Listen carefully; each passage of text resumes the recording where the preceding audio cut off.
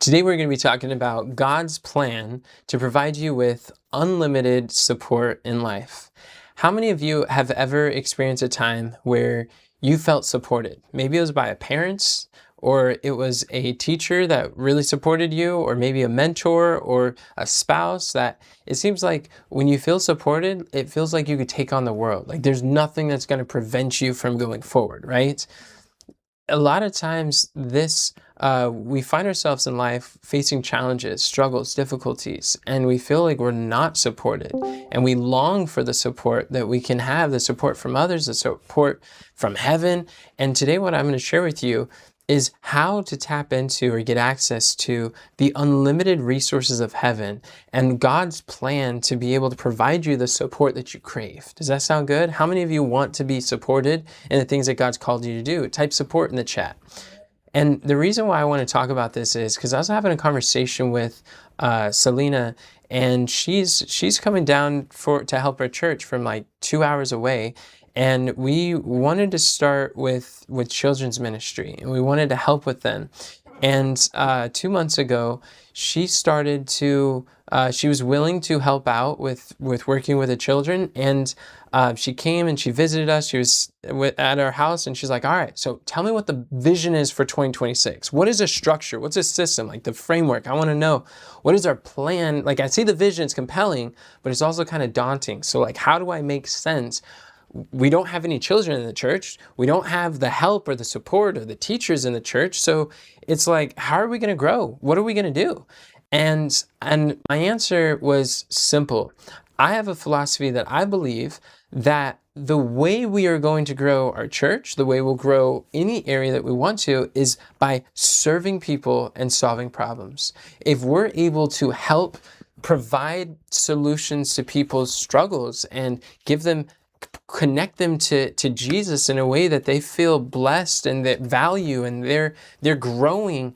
And as we're able to pour out generously, like radical generosity with these children, then those children are gonna keep coming. They will drag their parents to church, or they will encourage them and influence their parents to come because they won't want to miss it. Then these parents are going to bring families, and they will attract other families.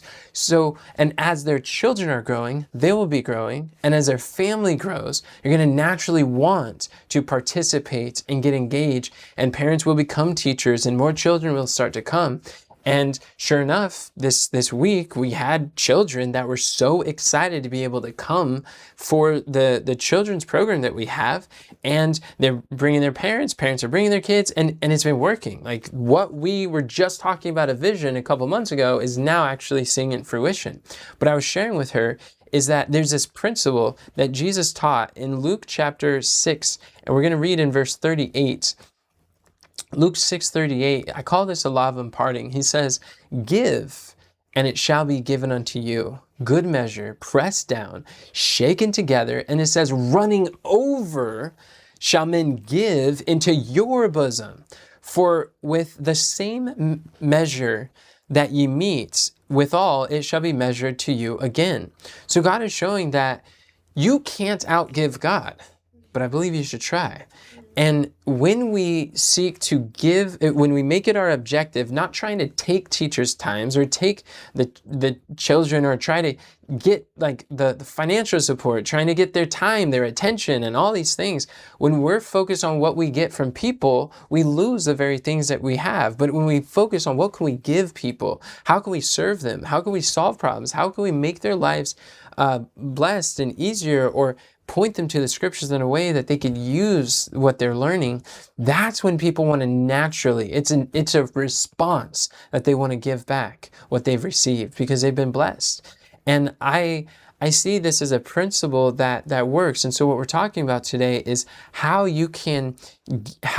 the secret to living is giving.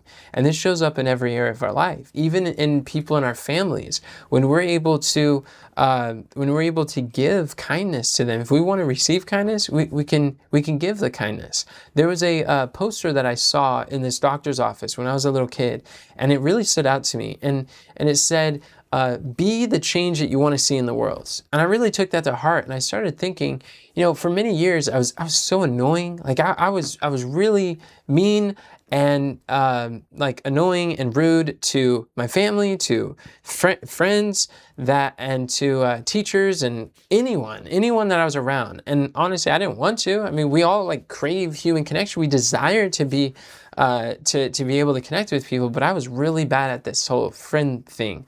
And it wasn't until I started studying the Bible, and as I started to learn more about God's plan and His purposes and what He intended, and I found this verse in Proverbs that really shaped my experience to relate to people. In Proverbs 8:24, the Scripture says, "A man that hath friends, must show himself friendly. And there is a friend that sticketh closer than a brother." I mean, isn't that the truth? That how many of you have had a friend that it seems like they're closer than a sibling? Like they're there through thick or thin, and they're there to help you. Maybe you've known them for a few years. And like type friend in the chat below if you can think of someone like that. Sometimes God puts people in our life that become even closer than our own blood relatives. It's amazing how that happens. But on the other side, how many of you have also had a friend that only wants to reach out to you when they want something? When you see their number calling on the caller ID, you're like, uh-oh, here they're trying to take my time, take my attention. You're going to take my energy. There's some drama coming here. Or maybe they're going to ask for money. They're going to ask for equipment. They're going to ask for something. They're just, every time they talk, it's not to see how am I doing and how can they support. It's like they want something. And then it starts to feel uncomfortable. And maybe we've been that friend. And I find that there's another concept about digging your well before you're thirsty. And what it means is that instead of making it to where when you're thirsty, you need the water, right? But that's why by digging the well is like building relationship, adding value to people's life, and really supporting others. When you're giving, when you're being generous, when you're being supportive, when you're helping others, then when you're in need of a crisis or need of water or in need of help or aid, there's so many more people. You can be surrounded by support, surrounded by people who love and care and are ready to help you in the time of need because you've been there to help them during the time of need. But when we only look for ourselves and we only think about what we can get, what we receive, and we're constantly taking from the places around us, that's what leaves us to be lonely and isolated and afraid, and left without the support that we so greatly desire. And I know that when we think about this, sometimes we get afraid.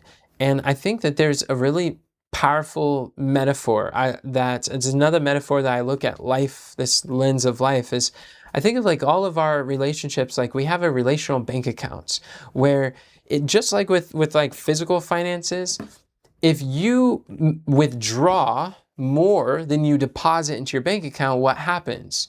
You go into debt, right? And you start going into the negative. But and then sometimes you get an insufficient fund. You get a penalty that cost. And so that's kind of like every word we say is making a deposit or a withdrawal. Every deed we do is either making a deposit or a withdrawal. So we want to ask ourselves, our goal always is my goal is to make more deposits than I withdraw. And I don't deposit into people's lives expecting to withdraw or trying to get something. But when we make it the goal to just pour more in than what we take, then life becomes so much more rich and more abundance. And you have these savings that are able to call upon in case of emergency. And this is what happens. But a lot of times we get so afraid that we question like, well, what if I give and I have nothing left? What if I run out? And God reveals in Proverbs 11 that the truth of this matter is a really powerful passage here in Proverbs 11:24. It gives a secret to abundance. It says, there is that scattereth and yet increaseth, and there is that withholdeth more than meat, but it tendeth to poverty.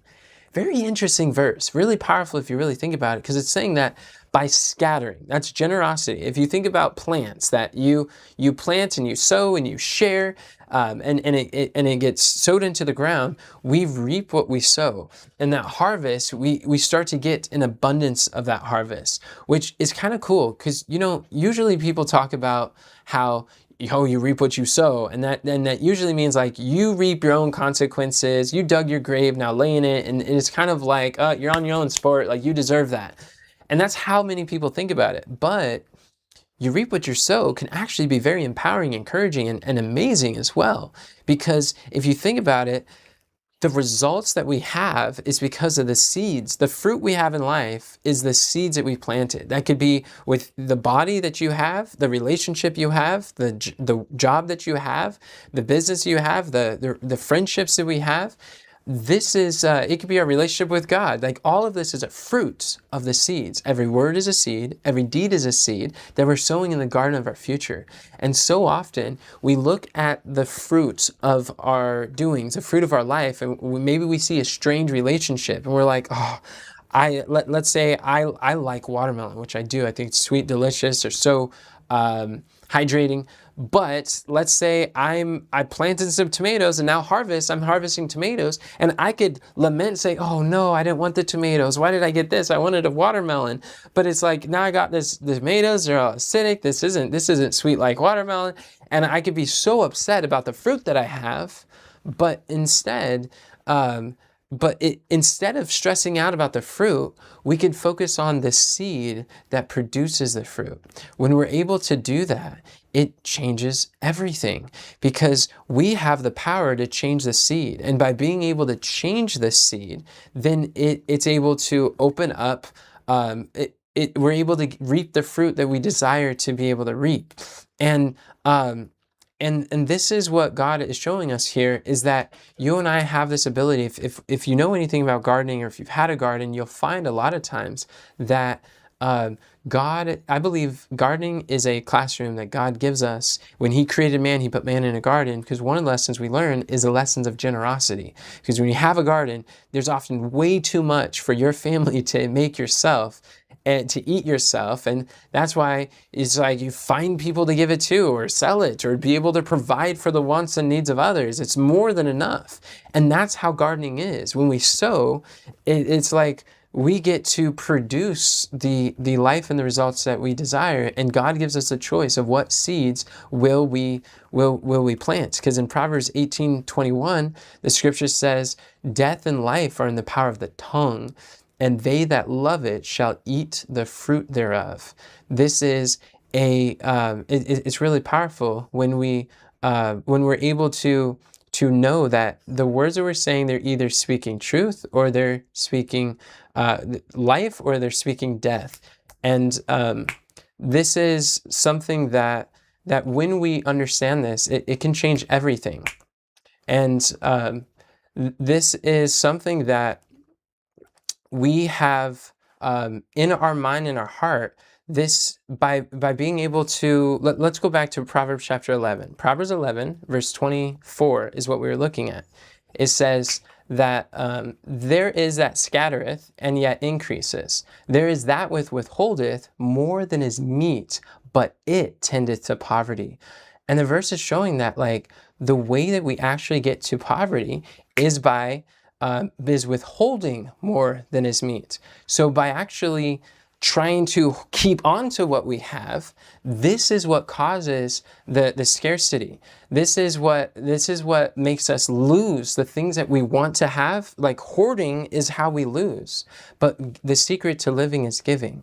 And that was this is really helpful when we understand this. And verse 25, it continues. It says, the liberal soul shall be made fat. Liberal means generous, the giving soul. But he that watereth shall be watered also himself. If we want our garden to water, the key is to be able to go water other people's lives, to go share with other people. Because like, how many of you want to be fat? Like it says a liberal soul shall be made fat. Usually when we think about fat, we're like, I don't know if I want to do that. But that just means abundance. It means overflowing. It's like the biblical term of just having more than enough. And This is what God is promising. It's by being generous. This radical generosity is not how you lose. It's by hoarding and keeping to yourself and consuming on yourself. That's what leads to poverty. That's what leads to not enough. It's not giving that leads us to be desolate. It's isolation. It's keeping to ourselves. This is what makes us where we lack the support, the community, the encouragement, the strength, the knowledge. Because even when you look at knowledge, it says, "He that waters shall be watered also himself." Ephesians 5:26. Let me see that. Ephesians 5:26. Yes, 26. It says, that he might sanctify and cleanse it, talking about the church, with the washing of the water by the word. So if he that waters shall be watered also himself, then we know that the word is like water. And if we want to learn, if we want to understand the word of God, this is a lesson I learned too in my late teens, is that the best way to learn is to teach. And the reason why I started teaching the Bible in my late teens is because I wanted to understand what it meant. But a lot of times the enemy wants us to think, well, when I understand, then I will teach. When I arrive or when I get to this point, then I'll share with others what I learned. But the truth is that many times you will never understand fully until you start sharing what little you have. Because God is looking for people who are willing to speak up. Because even if we give a little, that little seed germinates and it comes into a bountiful harvest. But if we try to heap onto it, or like we take the seed and we make bread and we consume it, it doesn't have a harvest. So I read of a man that was trapped in a blizzard. And as he was traveling in this blizzard, he got caught up and he was about to die. And he was ready to give up the struggle of life. And right when he was just about to give up, he heard the groanings of a man that was in a worse condition than himself. But when he saw him, his humanity was aroused and his heart was quickened. And he made the decision, keyword, he made the decision to go help this person. And he hoisted him up and he carried them out of the blizzard into safety. And by that movement, it warmed him up, brought his circulation to life. And while he carried him to safety, the truth flashed before his eyes that in saving his neighbor, he ended up saving himself. And that's how it is with you and I. God didn't save you to keep to yourself. We are saved to serve.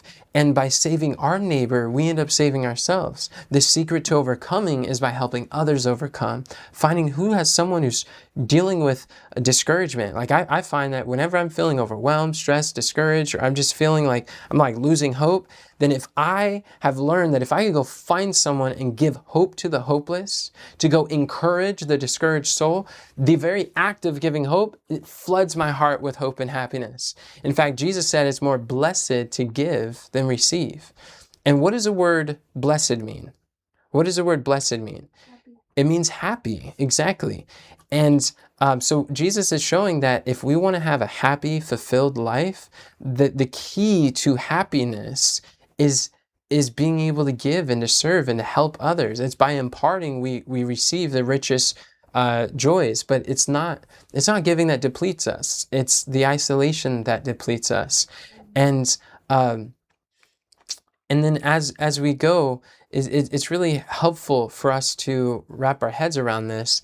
And sometimes we feel like there was a guy that I knew, and he was an older gentleman, and I was friends with him on Facebook, and God has blessed him in his marriage, with his children, and his faith, and his finances. The man was blessed in several ways. He was very generous, and he was inspiring. It was cool to see an example of what's possible when someone chooses to live for God. And he was attending my Bible studies I was doing online, and he made a post on Facebook that I'll never forget. He said, women are like children. It's impossible to outgive them. The more you pour into them, the more abundantly they pour out. And I thought about that, and I was just thinking, wow, that's an interesting philosophy. That's a very interesting perspective. And because of that, I decided to adopt that belief that if I would pour more into people. And I tasted and saw, I've tested with my own eyes, and I see not just for women and children, but even in other dynamics with brothers, with friends, with mentors, with clients in our business, with people in church. It's just like when we make it our effort to give more than we take, then we realize that there comes a point where they're just like so encouraged and strengthened and overwhelmed with the glad reception. They want to give back what they've received. Like, how many of you have been touched by the message of God, that recognizing that in giving us his son, our Heavenly Father has exhausted heaven's resources so that you and I could be saved? And if we really think about that, have you ever thought, this is such an amazing gift, I want to give back to God what he's given me? And in a way we can do that. He shows us how we can. And just like we have a desire to give back to God what he's given us, that's what happens in other hearts, in our spouse, in our children, in the people that we lead, in our community. When we're so generous, they're just like, how can I help? Like even in our business, as we're helping people, we're solving problems, and we're creating content that supports health educators. They're just like, look, you've helped me so much. Like, how can I pay you? What can I do? Like, I want to work with you. And it works not just in your business, not just in a church, not just in your family, but in all areas of life. What I've learned is to be the change that we want to see in the world. And there's a really interesting book that I read probably in like January 2019. And it was called The 5 Love Languages. I know that this has sold millions of copies, so I'm just curious, how many of you have heard of the 5 love languages? Maybe you could type love in the chat below. But out of those languages, what were, like, also type in the comments, what's one of the languages that you remember? What was something that, and then if someone in the room would like to also, what's one of the languages of love that is said? Quality time. Quality time, yeah. So quality time is definitely one of them. And sometimes people just want to be in your presence. They want to you don't even have to be doing anything. Just being there alone is meaningful, and it's very fulfilling.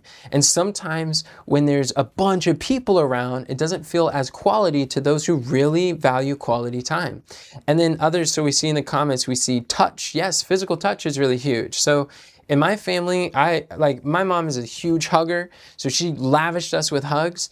And so like for me, physical touch is very, very low. Like how many huggers out there? Like, I don't mind hugging. I'm totally down for it. I have a high tolerance for hugging, but it's just not how I receive the love. And so physical touch is something that people appreciate, and it's not always hugs. Sometimes it's like a gentle, like holding hands in a relationship, or maybe it's like Cameron, who I work with, like he likes physical touch, so I'll put my hand on his shoulder and I'll talk to him, or I'll give him a hug, and it's just like people appreciate that. And then this is something that the love language is cool, because it's not just a romantic relationship, but it also applies to our relationship with our siblings, with coworkers, with just different volunteers that we're working with. It's a language of how we can express care, compassion, and genuine like love to others. And I look at God is love, and he embodies love, and I believe that through his word we get to see that he gives a variety of all these different languages he speaks to us. And then another one we see is like words of affirmation. Words of affirmation for me too is really low. That's like the lowest of the low for me, because that's another thing that when growing up, my mom was very lavish. She would say, I love you in verbally. She was very like verbal with that. And I realized that we tend to value the thing that is scarcest. Whatever's like, we find value in the voids of our past and of our life. That's why if you look at diamonds, precious stones, they're precious because they're scarce.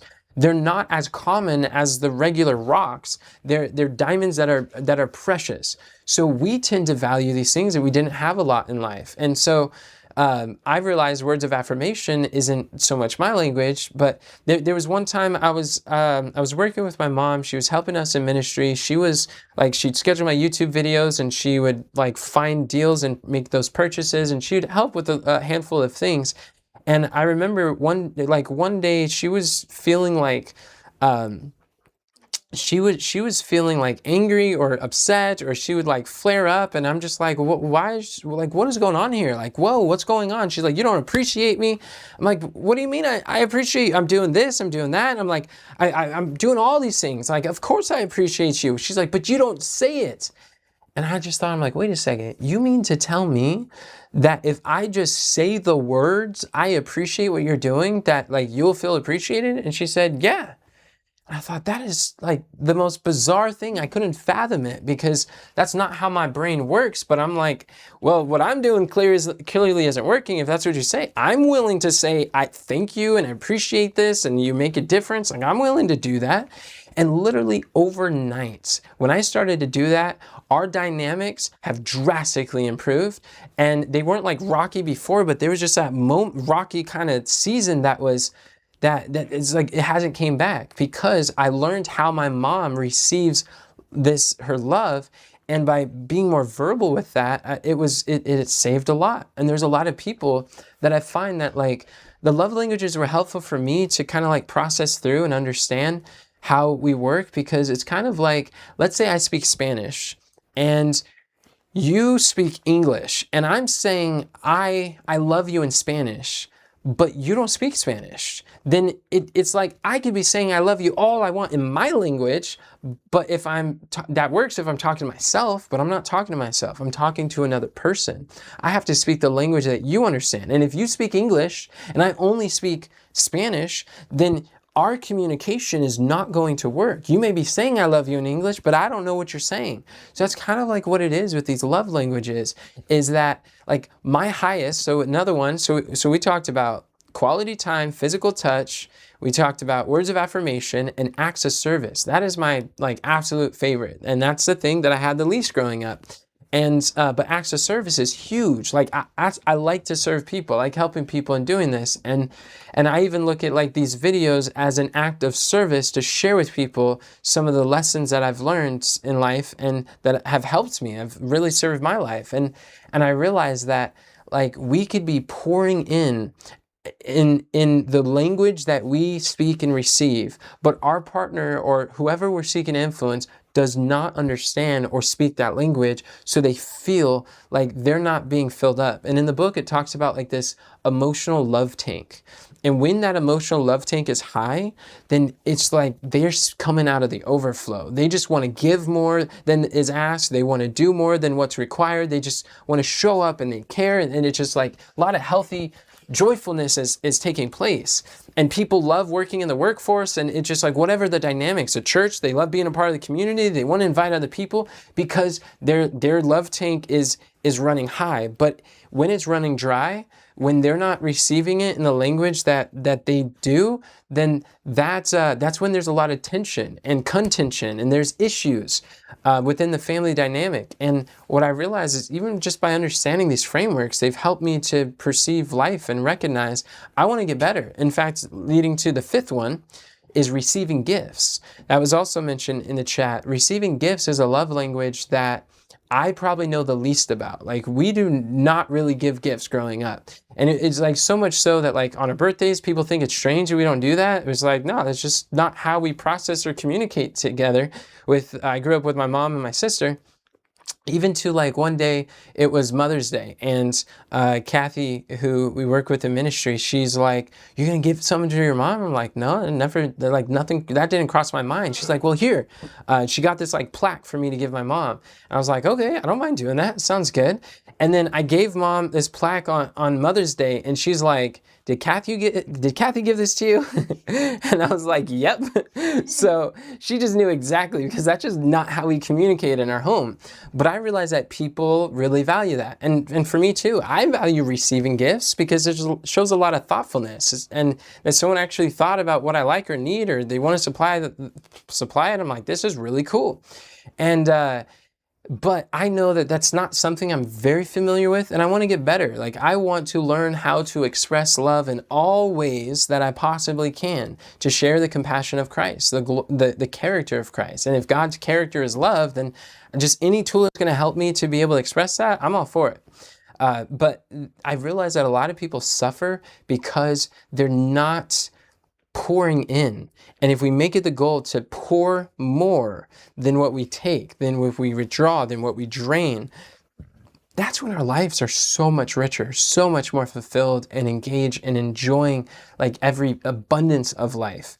There was a there was a book that I read that I was going to this beach over in Oregon, and there was like this gift shop, and I remember there's this little picture book. It says life lessons I learned from my dog, and I just thought, well, that's kind of odd, but I was curious. I'm like, what life lessons are we learning from the dogs? So I'm flipping through, and I don't remember everything, but one page really stood out to me, and it was talking about learning to greet people the way that your dog greets you when you leave and come back. Like, how many of you have seen a dog, or you just, maybe it's your puppy, but it's just like, dogs are known as man's best friend, because you could literally be going out for 5 minutes, out like watering the lawn, and then you come back and the dog's all like bark, bark, bark. It's so happy and doing circles and jumping up and down, wagging its tail, and it's like they haven't seen you for 20 years and you guys are like best friends or something.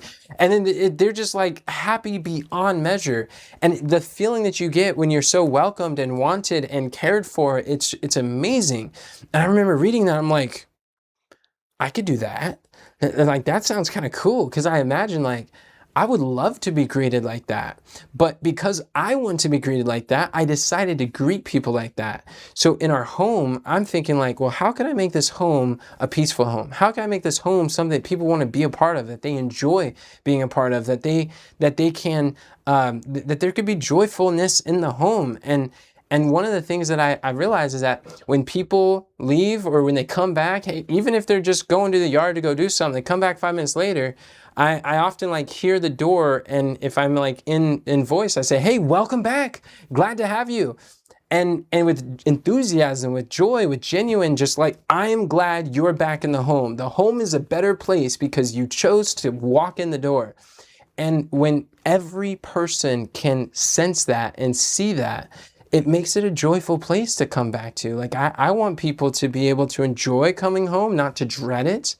And that's something so simple. Like, how much does it cost to give some simple words of affirmation like that? It's free, but this is what people are dying for. And it's also cool because as I started to do that, then there's times where I go out and I come back, and as I'm going up the stairs, I realize, then I hear like, welcome back. I'm like, wow, there it is right there. That's what I wanted years ago when I read it in the gift shop. But then to even experience that sensation, it's something pretty cool. My point is, though, we can be the change that we want to see. We don't have to wait for what other people do. We don't have to try to get people or control people or try to have them try to do it, or wait and say, well, because they're not caring, I'm not going to care. It's that compassion starts with me. And if I can do that, then it influences those around me and lead by example. And it's really beautiful when we could recognize that. So what I find is, if we look in our life and we realize that there are times that God is asking us to give, and sometimes it could be scary. Sometimes we wonder, what if I give and it's not reciprocated? What if I put into people but I don't really get back what I was hoping for? I would say that it's not that we're giving to take because we're trying to get something.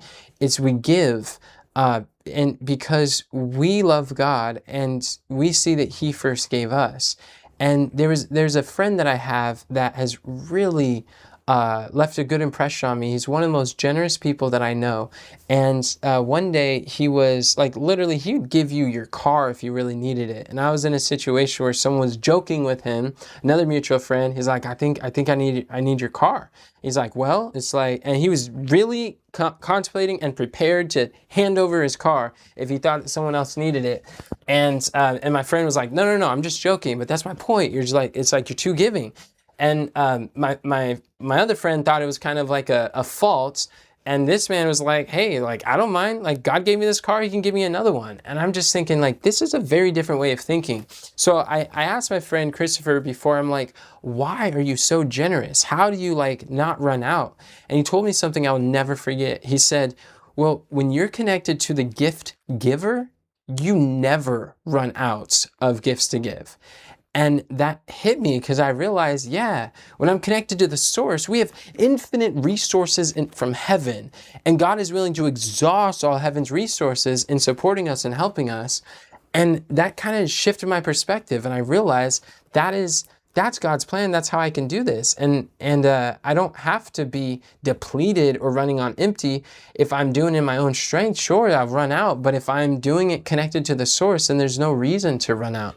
And it reminds me of the verse in Colossians 3:23. The scripture says, "And whatsoever ye do, do it heartily, as unto the Lord and not unto men, knowing that the Lord ye shall receive the reward of the inheritance, for ye serve the Lord Christ."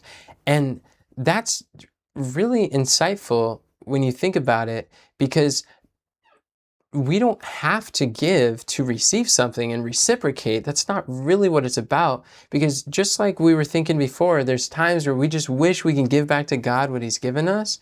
The answer is you can. We can. We have that ability. In Matthew 25, verse 40, Jesus is telling this parable about visiting the sick and the needy and hungry in prison. And one thing that he said really stands out to me. In Matthew 25:40, it says, "And the king shall answer and say unto them, Verily I say unto you, inasmuch as ye have done it unto one of the least of these my brethren, ye have done it unto me." So Jesus is saying that so closely does Christ identify with his people that he says every act of kindness, every word of affirmation, every word of encouragement, every gift that you give to a human being, you are doing it like you're doing it to Jesus. God is saying, like, I am represented through my people. And as you are kind to those around you and you look for ways that you can serve and support and help others, you're not doing it to them, you're doing it to Jesus. And for those who see, they're going to, like Jesus said, let your good works glorify your Father in heaven. When they see that love, you could let them know this love comes from Jesus. I'm simply a messenger, and I do love you because Jesus loves you and he loves me and he's changed my heart. I know my life, and before my BC Enoch, like before Christ, like there's no way I'd want to give and be generous. I'm thinking about what I can get and myself, but I realize that stuff doesn't work, and it just leaves me empty and alone and isolated and afraid and discouraged, and I don't want to do that. So it's really encouraging to remember that we have an opportunity. All of us have an opportunity to give to God what he's given us, because we have that opportunity to serve Jesus by serving others. And even if someone's being rude, even if a spouse doesn't really appreciate it or see it or reciprocate, or they don't recognize the effort that you're making, when we do it for God instead of for man or for people to see or appreciate, like, yeah, it feels nice to be appreciated, but we can know that God appreciates the love and care that you have, the consistency that you create, that when you know that you're doing it for God because of what he's done for you, you're connected to a source that is inexhaustible. You never run out, and you don't burn out, because it becomes an automatic response. So my encouragement, the goal here in this study is I just want to explore imagine how much better life could be if you're surrounded with people who are each seeking to outgive the other, who's seeking to give more than they take. And that community begins with you. We get to create the community we wish we have. We get to serve, like people say all the time, these Bible studies are so helpful. They're just on time. It's exactly what I needed. And it's because we have a community of people who are listening to the challenges people are facing, listening to the requests and coming up with these topics. And some people write the Bible readings, and I'll do videos. I'll do some of the video part, and people lead out in the Bible studies in the small groups. And it's relevant because we're thinking about how can we support the people that God has entrusted to us. We have an opportunity to serve. And by serving people, we're fulfilling, like you and I, we get to be fulfilled in our heart and our life, but also fulfill the work of God. And just like we're serving God, you don't have to be a minister to serve God. You don't have to be a missionary overseas to serve God. By serving people, you are serving God, and you are helping others to get to know Jesus more. So my appeal to you as we think about this is just look, where have I sought to take more than I've sought to give? And like at church, I think a very beautiful prayer that I heard someone pray, and I'm like, I want that. So ever since like 2016, I started praying it. And there's this lady, she said, help me, dear Lord, when I go to church, help us not only to receive a blessing, but to be a blessing. I think far more than just trying to see, what can I get from these small groups? What can I get from these videos? Get from this ministry? Get from the church? What can I get from this situation, this relationship? Start asking, what can I give? What blessing can I be in this scenario? That's where we're going to find the richest returns in our life, both in this life and in the life to come.